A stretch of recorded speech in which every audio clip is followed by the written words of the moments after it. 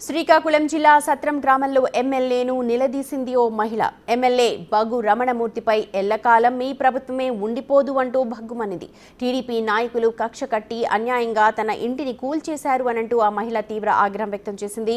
పేదవాళ్లు బతకూడదా అంటూ ధ్వజమెత్తింది. డ్రైనేజు ఎవరు కట్టమన్నారు అనంటూ ప్రశ్నించింది.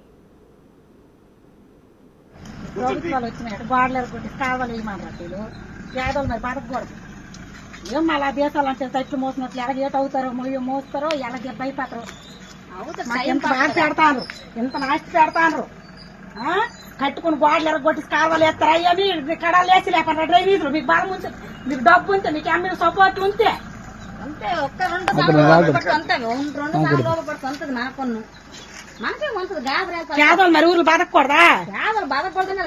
డబ్బు ఉన్నలే బతకాలి, బలం ఉన్నలే బతకాలి, ధనం ఉన్నలే బతకాలా? మా గోడ ఎరగొట్టి సౌలు కట్టమని డ్రైనేజ్ గోడ ఎరగొట్టి కట్టమని ఎమ్మెల్యే చెప్పాడా నీకు? తిగిని మరి ఏమమ్మా ఈ కడాలు ఈ వీడియో లేదు, ఈ కడాలు ఎమ్మెల్యే కడలేదు చూసుకొని వెళ్ళిపోతాడు. ఇవంతా బట్టి ఏం కడాలు తీయలేదు కోరవ అన్యాయం చేస్తున్నారు. దేశాలంటే బతుకు కష్టపడి వచ్చినాము.